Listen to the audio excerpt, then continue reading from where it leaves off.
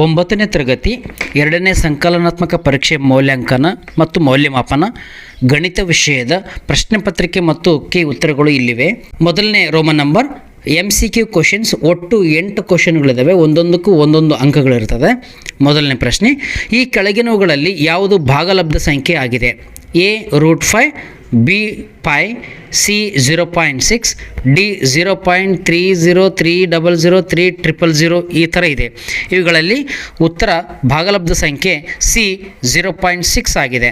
ಎರಡನೇ ಪ್ರಶ್ನೆ, P(x) = x³ - 2x + 15 ಈ ಬಹುಪದೋಕ್ತಿಯ ಮಹತ್ತಮ ಘಾತ A1, B2, C3, D4. ಉತ್ತರ C3 ಆಗಿದೆ. ಮೂರನೇ ಪ್ರಶ್ನೆ, ಮೂಲ ಬಿಂದುವಿನ ನಿರ್ದೇಶಾಂಕಗಳು A 0,x, B 0,y, C 0,0, D x,y. ಉತ್ತರ C 0,0. ನಾಲ್ಕನೇ ಪ್ರಶ್ನೆ, ಎರಡು ಚರಾಕ್ಷರವುಳ್ಳ ರೇಖಾತ್ಮಕ ಸಮೀಕರಣ ಹೊಂದಿರಬಹುದಾದ ಗರಿಷ್ಠ ಪರಿಹಾರಗಳ ಸಂಖ್ಯೆ A1, B2, C3, D ಅಪರಿಮಿತ.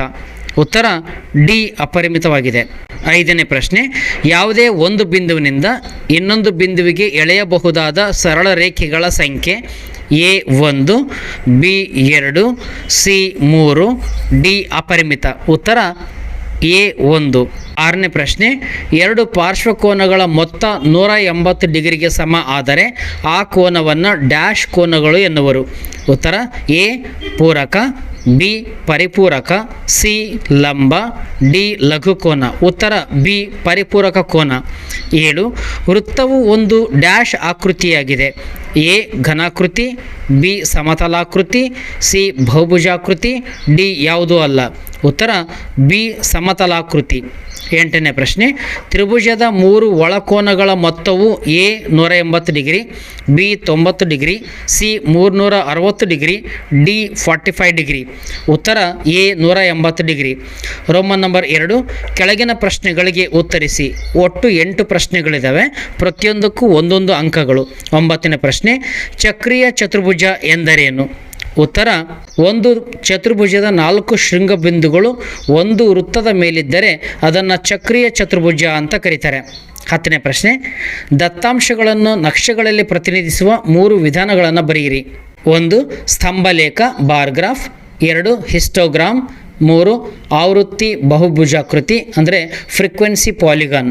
11ನೇ ಪ್ರಶ್ನೆ, ಶಂಕುವಿನ ಪಾರ್ಶ್ವ ಮೇಲ್ಮೈ ವಿಸ್ತೀರ್ಣ ಕಂಡುಹಿಡಿಯುವ ಸೂತ್ರ ಬರೆಯಿರಿ. ಉತ್ತರ πr/l. ಅಂದರೆ ಇಲ್ಲಿ r ಅಂದರೆ ತ್ರಿಜ್ಯ, L ಅಂದರೆ ಓರೆ ಎತ್ತರವಾಗಿದೆ. 12ನೇ ಪ್ರಶ್ನೆ, ತ್ರಿಜ್ಯ r ಹೊಂದಿರುವ ವೃತ್ತದ ಪರಿಧಿ ಕಂಡುಹಿಡಿಯುವ ಸೂತ್ರ ಬರೆಯಿರಿ. ವೃತ್ತದ ಪರಿಧಿ ಕಂಡುಹಿಡಿಯುವ ಸೂತ್ರ = 2πr. 13ನೇ ಪ್ರಶ್ನೆ, ಎರಡು ತ್ರಿಭುಜಗಳು ಯಾವ ಸಂದರ್ಭದಲ್ಲಿ ಸರ್ವಸಮ ಆಗಿರ್ತವೆ? ಉತ್ತರ, ಎರಡು ತ್ರಿಭುಜಗಳ ಆಕಾರ ಮತ್ತು ಗಾತ್ರ ಎರಡೂ ಸಮನಾಗಿದ್ದಾಗ ಅವುಗಳು ಸರ್ವಸಮವಾಗಿರ್ತವೆ. ಉದಾಹರಣೆಗೆ ಬಾ ಸಿದ್ಧಾಂತ, ಕೋಬಾ ಸಿದ್ಧಾಂತ ಇವುಗಳು ಆಗಿರ್ತವೆ. 14ನೇ ಪ್ರಶ್ನೆ, x = 3y ಈ ಸಮೀಕರಣವನ್ನು ಹೇಳಿಕೆ ರೂಪದಲ್ಲಿ ಬರೆಯಿರಿ. ಉತ್ತರ, ಒಂದು ಸಂಖ್ಯೆಯು x, ಇನ್ನೊಂದು ಸಂಖ್ಯೆಯು y 3ರಷ್ಟಿದೆ. 15ನೇ ಪ್ರಶ್ನೆ, -2, -5 ಈ ಬಿಂದುಗಳು ಯಾವ ಚತುರ್ಥಕದಲ್ಲಿ ಬರ್ತವೆ? ಉತ್ತರ, 3ನೇ ಚತುರ್ಥಕ ಅಂದರೆ 3rd ಕ್ವಾಡ್ರೆಂಟ್, ಏಕೆಂದರೆ ಎರಡೂ ನಿರ್ದೇಶನಗಳು ಋಣಾತ್ಮಕವಾಗಿವೆ. 16ನೇ ಪ್ರಶ್ನೆ, ಸರಳ ಯುಗ್ಮ ಎಂದರೇನು?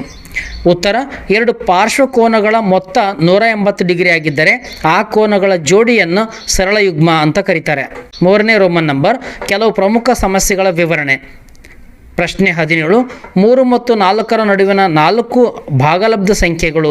ಉತ್ತರ, 3.1, 3.2, 3.3, 3.4 ಅಥವಾ 31/10, 32/10, 33/10, 34/10 ಆಗಿದೆ.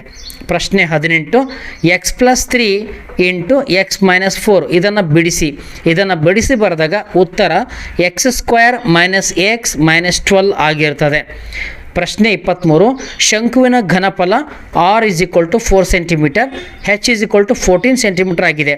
Formula V is equal to 1/3 pi R square H ಆಗಿದೆ. ಇಲ್ಲಿ ವ್ಯಾಲ್ಯೂಗಳನ್ನು ಸಬ್ಸ್ಟಿಟ್ಯೂಟ್ ಮಾಡಿದಾಗ ಉತ್ತರ 234.66 ಸೆಂಟಿಮೀಟರ್ ಕ್ಯೂಬ್ ಬರುತ್ತೆ. 27ನೇ ಪ್ರಶ್ನೆ, ಕೋನಗಳ ವಿಧಗಳನ್ನು ಚಿತ್ರದೊಂದಿಗೆ ಬರೆಯಿರಿ. ಉತ್ತರ ಲಘು ಕೋನ 90 ಡಿಗ್ರಿಗಿಂತ ಕಡಿಮೆ ಇರುವ ಕೋನ, 2 ಲಂಬ ಕೋನ ಸರಿಯಾಗಿ 90 ಡಿಗ್ರಿ ಇರುವ ಕೋನ, ವಿಶಾಲ ಕೋನ 90 ಡಿಗ್ರಿಗಿಂತ ಹೆಚ್ಚು ಮತ್ತು 180 ಡಿಗ್ರಿಗಿಂತ ಕಡಿಮೆ ಇರುವ ಕೋನ, 4 ಸರಳ ಕೋನ ಸರಿಯಾಗಿ 180 ಡಿಗ್ರಿ ಇರುವ ಕೋನವಾಗಿದೆ. 28ನೇ ಪ್ರಶ್ನೆ, ಅರ್ಧಗೋಳದ ಲೆಕ್ಕ ತ್ರಿಜ್ಯ R is equal to 14 centimetre ಕೊಟ್ಟಿದ್ದಾರೆ. ಪಾರ್ಶ್ವ ಮೇಲ್ಮೈ ವಿಸ್ತೀರ್ಣ CSA ಇದು ಫೈಂಡ್ ಔಟ್ ಮಾಡಬೇಕು. ಪಾರ್ಶ್ವ ಮೇಲ್ಮೈ ವಿಸ್ತೀರ್ಣ ಫಾರ್ಮುಲಾ 2πr². ಹಾಗಾದರೆ ಇದನ್ನು ಸಬ್ಸ್ಟಿಟ್ಯೂಟ್ ಮಾಡಿದಾಗ ಆನ್ಸರು 1232 ಅಂದರೆ 1232 ಸೆಂಟಿಮೀಟರ್ ಸ್ಕ್ವೇರ್ ಬರುತ್ತೆ. ಪೂರ್ಣ ಮೇಲ್ಮೈ ವಿಸ್ತೀರ್ಣ TSA total surface area find out ಮಾಡಬೇಕಾದ್ರೆ we are using the formula 3πr² formula ಬಳಸ್ತೀವಿ. ಸಬ್ಸ್ಟಿಟ್ಯೂಟ್ ಮಾಡಿದಾಗ 1848 ಸೆಂಟಿಮೀಟರ್ ಸ್ಕ್ವೇರ್ ಬರುತ್ತೆ. ಘನಫಲ ವಿ ಕ್ಯಾಲ್ಕುಲೇಷನ್ ಮಾಡಬೇಕಂದ್ರೆ use the formula 2/3πr³ is equal to 5749.33 centimetre cube ಆಗುತ್ತೆ.